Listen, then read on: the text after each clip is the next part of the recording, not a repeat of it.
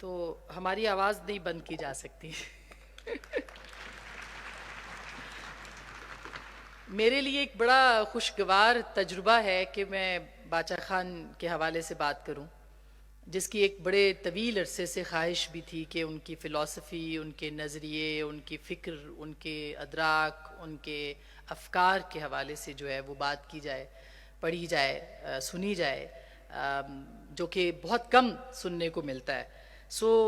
جب میرا پہلا تعارف باچا خان کے ساتھ ہوا، کوئی بہت زیادہ عمر نہیں تھی، شعور کی پہلی منزلوں پہ تھے، یعنی کالج میں تھے، اور ہماری کچھ دوست خواتین تھیں جو کہ اے این پی یا باچا خان کے فلسفے پہ بہت یقین رکھتی تھیں. ان کے ساتھ بہت بحث ہوتی تھی. تو جو پہلا تعارف ان سے ہوا، اس سے پہلے جو تعارف تھا وہ یہ تھا کہ جو انفارچونیٹلی ضیاء الحق کے دور میں پیدا ہونے والے ہر بچے کو بتایا گیا تھا، غدار، کافر اور سرحدی گاندھی اور یہ وہ سب جو کہ باچا خان کے ساتھ لاحقے لگائے گئے تھے اس زمانے میں. اور انفارچونیٹلی آمریتوں میں ان سارے حوالوں کو جو ہے بہت زیادہ پروموٹ کیا گیا. اس کی وجہ یہ تھی کہ باچا خان جو تھے ان کی فکر اور سوچ اتنی آزاد تھی کہ آمریت کو اس سے خوف آتا تھا، اور اس خوف کی وجہ سے اس سوچ پہ پہرے لگانے کی کوشش کی گئی. اور جب سوچ پہ پہرے لگائے گئے تو ظاہر ہے کہ جس طرح سے پاکستان کے سیاستدانوں یا بہت سارے رہنماؤں کے بارے میں ایک غلط مہم چلائی جاتی ہے، اس مہم کا شکار باچا خان کو بھی بنایا گیا.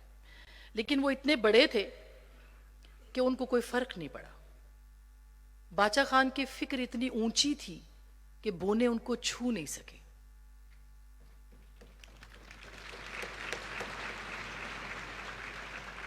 باچا خان کے افکار اتنے بلند تھے کہ کوتاہ قد جو تھے وہ ان تک پہنچ نہیں سکے. کم فہم، کم علم، ان کی سوچ، ان کے افکار، ان کی آدرش جو تھے ان کا ادراک نہیں کر سکے. تو مجھے کہنے دیجئے کہ ایک بہت بڑی شخصیت کے اوپر ہم جیسے کم علم اب بول رہے ہیں، تو معاف کر دیجئے گا کہیں پہ اگر کچھ بھول چوک ہو جائے. باچا خان غدار تھے. باچا خان غدار نہیں تھے، باغی تھے. باغی اور غدار میں بڑا فرق ہوتا ہے. غدار اپنی قوم، اپنے ملک، اپنے وطن، اپنے آئین، اپنے افکار کا غدار ہوتا ہے. باغی اس ہر سوچ، اس ہر فکر، اس ہر پیغام کی بغاوت کرتا ہے جس میں کہ جو انسانیت ہے، جس کے اندر جمہوریت ہے، جس کے اندر ایک مثالیت پسندی کو جو چیلنج کر رہے ہوں، ان کو جب چیلنج کیا جاتا ہے تو اس کو ہم باغی کہتے ہیں. تو آج ایک کریکشن یہ ضرور ہونی چاہیے کہ غدار ان کو کہنے والوں کو کہا جائے کہ وہ غدار نہیں تھے، وہ باغی تھے. وہ باغی تھے، آمریتوں کے باغی تھے. وہ باغی تھے، اس سوچ کے باغی تھے جو کہ تشدد پہ ابھارتی تھی. اس سوچ کے باغی تھے جو سوچ کو کی فکر کی پرواز کو روکتی تھی. تو میرا خیال ہے کہ پہلا تو تعارف میرے لیے ان کا باغی کا تھا. کیا باچا خان کافر تھے؟ باچا خان سے بڑا مسلمان تو ہم نے دیکھا ہی نہیں.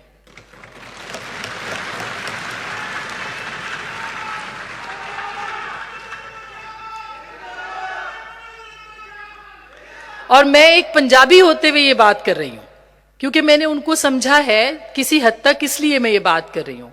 ان سے بڑا ہم نے اسلام پسند، اسلام دوست اور محب رسول نہیں دیکھا. یہ جو عدم تشدد کا اصل فلسفہ باچا خان نے لیا، اس کے اصل پرچارکر تو خاتم النبیین تھے. انہوں نے ریاست مدینہ کا نعرہ نہیں لگایا.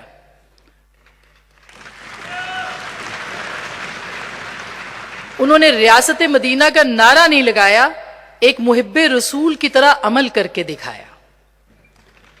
انہوں نے ریاست مدینہ کے نعرے پر سیاست نہیں کی، بلکہ انہوں نے اس فلسفے کا پرچار کیا جس کا رسول عربی ہمیشہ کہا کرتے تھے کہ اگر کوئی ایک تماچا مارے تو دوسرا تماچا سامنے کر دو.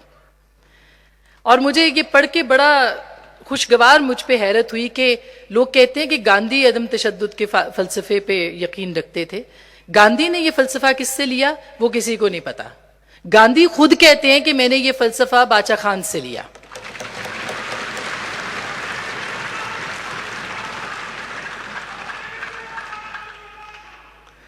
تو یہ جو ایک فلسفہ ہے، اور پھر ایک ایسے معاشرے میں زندہ رہ کے، ایک ایسی جگہ پہ بیٹھ کے جہاں پہ اسلحے کو زیور سمجھا جاتا ہو، جہاں پہ روایت کو مذہب سے زیادہ بڑا درجہ دیا جاتا ہو، جہاں اقدار جو تھے وہ اتنے سخت ہو جائیں کہ آپ کے نظریات پیچھے رہ جائیں، اس معاشرے، اس ماحول کے اندر بیٹھ کے عدم تشدد کا وہ فلسفہ دینا کہ سامنے ہتھیار پڑا ہو اور ان کا حامی، ان کا فالوور اس ہتھیار کو پکڑے نہیں، اس سے بڑا سیلف کنٹرول کیا ہوگا؟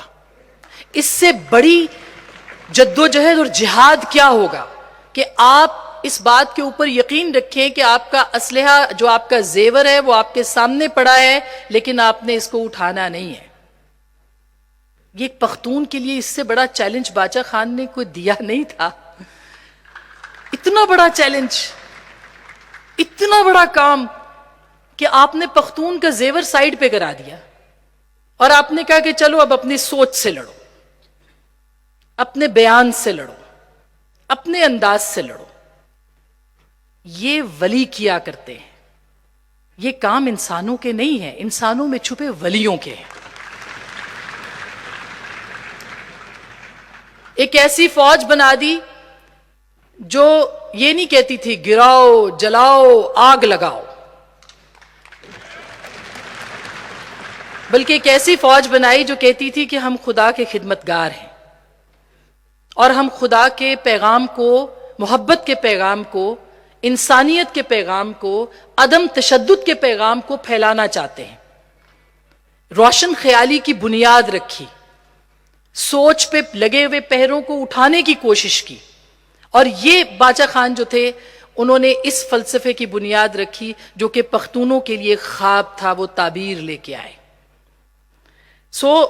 خدائی خدمتگار انہوں نے بنا دیے، جگہ جگہ خدا کا پرچار کرتے تھے عدم تشدد کے فلسفے کو بتا کے، لیکن ساتھ میں چیلنج کرتے تھے۔ دیکھیے تاریخ میں وہی لوگ نام بناتے ہیں اور انہی سے لوگوں کو خوف آتا ہے، انہی سے لوگ خوفزدہ ہوتے ہیں جو اپنے ہاتھ کا استعمال صرف قلم کی حد تک کرتے ہیں، اپنے ذہن کا سوچ کی حد تک کرتے ہیں، اپنے زبان کا الفاظ کی صورت کرتے ہیں۔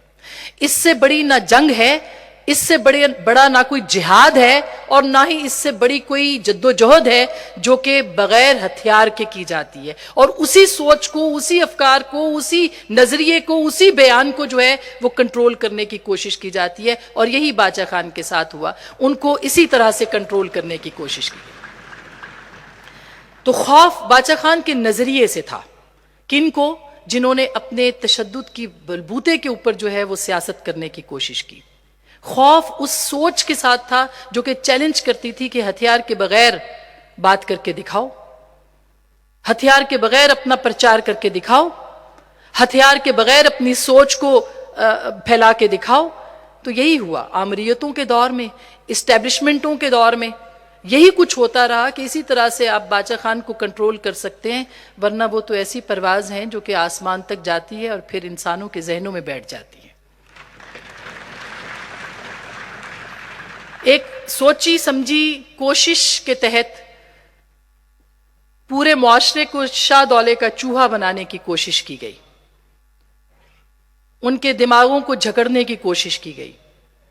پہلے اس فکر کو کنٹرول کرنے کے لیے، اور جب یہ کنٹرول نہیں ہوئی تو پھر کہا کہ ایسے لوگوں کو لے آؤ جو ہتھیار کو واقعی زیور سمجھتے ہیں اور استعمال کرتے ہیں، ایسے لوگوں کو لے آؤ جو بچیوں کی تعلیم کے خلاف ہیں، ایسے لوگوں کو لے آؤ جو کہ ہماری بات کو آگے پہنچائیں، یعنی کہ تشدد کو پروموٹ کریں، جو جمہوریتوں کے مخالف ہوں، جو کہ انسانیت کی بات نہ کریں، جو طاقت کے بلبوتے کے اوپر سیاست کریں۔ تو ایک ایسی سوچ کی باقاعدہ باضابطہ طریقے سے پرورش اس معاشرے کے اندر کی گئی تاکہ باچا خان کی ان کی جو اصول تھے، ان کی جو سیاست تھی، ان کا جو نظریہ تھا، اس کو شکست دی جا سکے۔ وہ خدائی خدمتگار بناتے تھے اور آج ہم نے خلائی خدمتگار بنائے۔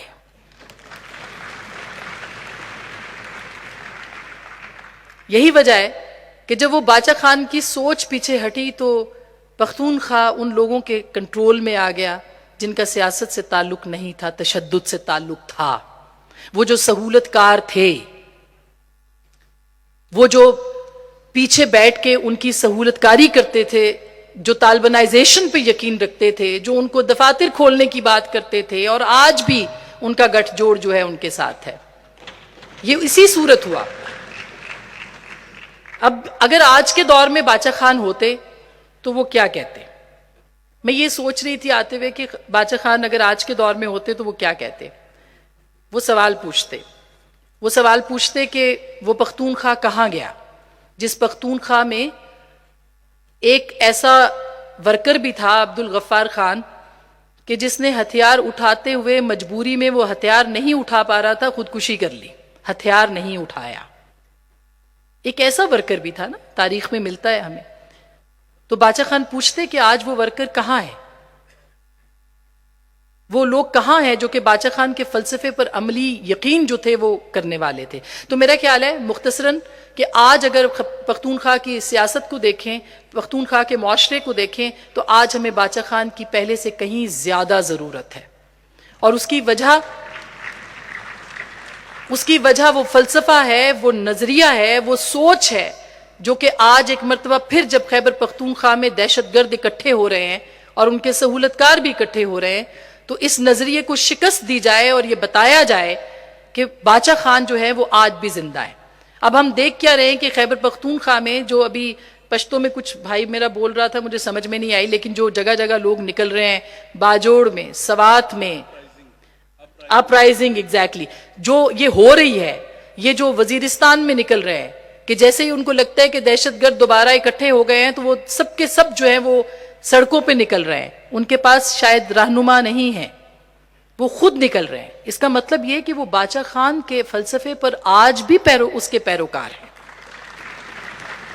ان کے ہاتھوں میں اسلحہ نہیں ہے، ان کے پاس کوئی ہتھیار نہیں ہے، لیکن جب وہ باہر نکلتے ہیں بازار میں اور وہ چیلنج کرتے ہیں دہشت گردوں کو نہتے، تو اس کا مطلب یہ ہے کہ وہ باچا خان کے آج بھی ماننے والے ہیں۔ تو پھر ان کو راہبر چاہیے، ان کو رہنما چاہیے، ان کو فلسفہ چاہیے، اس فلسفے کا پرچار چاہیے، وہ نظریہ چاہیے جو کہ باچا خان دے کے گئے تھے۔ تو سمیٹتے ہوئے گفتگو کو میری درخواست ہے کہ باچا خان کو پنجاب میں بھی پڑھایا جائے۔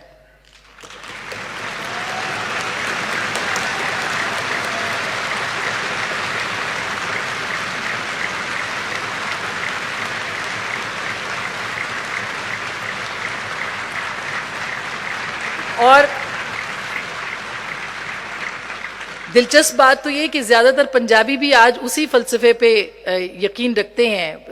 باچا خان اس وقت کی اسٹیبلشمنٹ کے خلاف تھے، آج تھوڑی بہت اینٹی اسٹیبلشمنٹ کہیں یا قوتوں کے خلاف جو تاثر پنجاب میں ابھرا ہے، تو اصل میں وہ باچا خان کے ہی پیروکار ہے۔ تو باچا خان ان کو پڑھائیے، باچا خان ان کو سمجھائیے، اور جو کام ANP اپنی پچھلی حکومت میں نہیں کر سکی اور ہم اس وقت کہتے بھی رہے، وہ اب ان کو اگر وہ آ گئے واپس تو ان کو کرنا چاہیے۔ اور وہ کیا کام ہے کہ سلیبس کا حصہ بنائیے باچا خان کو۔ اور ایمل ولی خان صاحب یہاں پہ ہے نہیں، ہیں پیچھے کھڑے ہیں، خدائی خدمت گار ہیں، آج اسی طرح سے خدائی خدمت گار رہے ہیں، اور یہ سلیبس کے اندر ملالہ کو بھی پڑھائیں۔ اسی طرح سے آپ یہ اس کا اپنے منشور کا حصہ بنائیں۔ باچا خان کو بتانے کی ضرورت ہے۔ میں ابھی بڑی آپ کو دلچسپ بات بتاؤں، جب میں یہاں آ رہی تھی کل، تو مجھے 3-4 بچوں کے میسیجز آئے، اور انہوں نے کہا جی آپ آ رہی ہیں وہاں پہ، ہم بھی آئیں گے باچا خان کے لیے۔ تو باچا خان زندہ ہیں۔ باچا خان کے دور میں ہم زندہ نہیں تھے، لیکن باچا خان آج کے دور میں زندہ ہیں۔ اس کو سمجھنے کی ضرورت ہے۔ بہت بہت شکریہ، تھینک یو سو مچ۔